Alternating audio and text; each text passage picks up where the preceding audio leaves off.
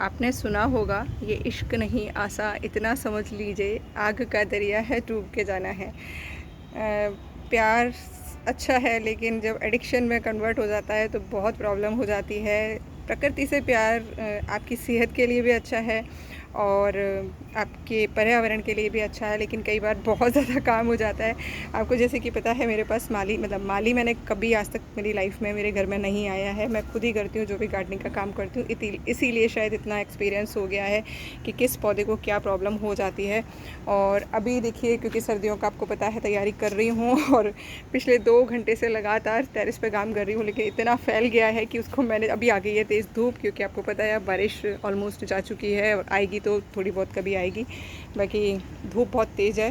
तो आप भी सर्दियों के लिए तैयारी कर रहे हैं तो कर लीजिए, बेस्ट टाइम है फूलों के लिए, सब्जियों के लिए, और जो भी आप फ्रूट वाले प्लांट्स लगाना चाह रहे हों, क्योंकि थोड़ा और लेट हो जाएंगे, सर्दियां तेज़ हो जाएंगी तो आपके लिए मुश्किल हो जाएगा उन पौधों को लगाना और टेरेस पे उस तरीके से काम करना।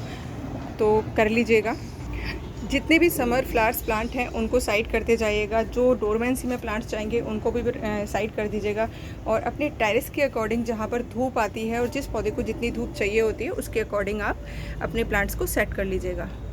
मेरे पास टेरेस पर काफ़ी जगह है, लेकिन फिर भी मुझे सेट करना पड़ता है क्योंकि सर्दियों में धूप बहुत कम हो जाती है और एक वॉल पे तो बहुत कम टाइम के लिए धूप आती है, तो सारे पौधे मुझे हटाकर सारे दोबारा से सेट करने हैं। सेंटर में मैं सारी सब्जियां रखती हूँ।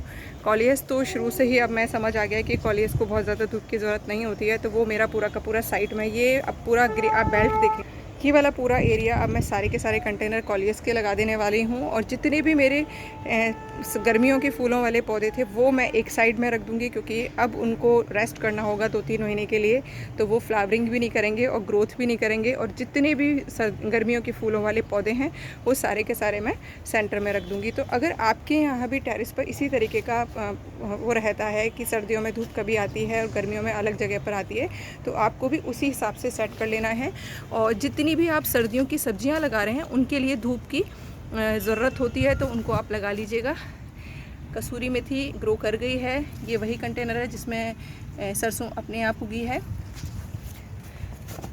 मेथी भी देखिए ग्रो हो गई है, और बाकी मैंने अभी चुकंदर बो दिया है, लाल गाजर बोई है, सॉरी लाल मूली बोई है, वाइट वाली अभी नहीं लगाई है, सेंगरी लगा दी है, और कुछ बीज अभी मुझे लगाने हैं, उनके बस कंटेनर्स अभी मैं रेडी कर रही हूँ। 2-1 दिन में वो भी मैं सो कर दूँगी, क्योंकि ज़्यादा तेज़ सर्दियाँ हो गई ना तो फिर मुश्किल हो जाएगी। और जो भी आप सर्दियों के फूलों वाले पौधे नर्सरी से ख़रीद के लेकर आ रहे हैं ना, तो देखिए पूरे भरे हुए खिले हुए मत लेकर आइएगा, क्योंकि जब आप उनको, वो ऑलरेडी मैच्योर हो चुका है पौधा, जब आप उसको घर पे लाकर लगाएंगे तो उसमें फ्लावरिंग काफ़ी हद तक हो चुकी होगी, तो वो आपके घर पे जाके अच्छे से सेट नहीं होगा। कहते हैं ना, जितना छोटा पौधा लाओगे उतनी जल्दी वो आपके घर के वातावरण में सेट हो जाएगा। तो कोशिश करिएगा, अगर आपको फूल का कलर ही जानना है तो 1 या 2 फूल खिले हुए हों उन पौधों को लेके आइएगा, और उस फूल को भी जब घर पे आप ट्रांसप्लांट कर रहे हैं, रीपॉट कर रहे हैं, तो उसको हटा दीजिएगा, क्योंकि दोबारा से फिर उसको रूट्स को सेट करने में आसानी हो जाती है। तो ये ख़ास टिप है सर्दियों के, जो भी आप ख़रीद के लेके आएंगे सैपलिंग। मैंने अभी तक ख़रीदा एक भी नहीं है, मेरे पुराने ही जो सीड थे वो मैंने सो किए हैं, उनके रिज़ल्ट्स मैं आपके आगे साथ शेयर कर दूँगी कि किस तरीके से वो जर्मिनेट होंगे और कैसे मैं उनको लगाऊँगी। बाकी आप नर्सरी से अगर सैपलिंग ख़रीद के ला रहे हैं तो छोटी ख़रीद के लाइएगा, और फूल ना हो या कम से कम हो, और फूलों को आके प्लग कर दीजिएगा।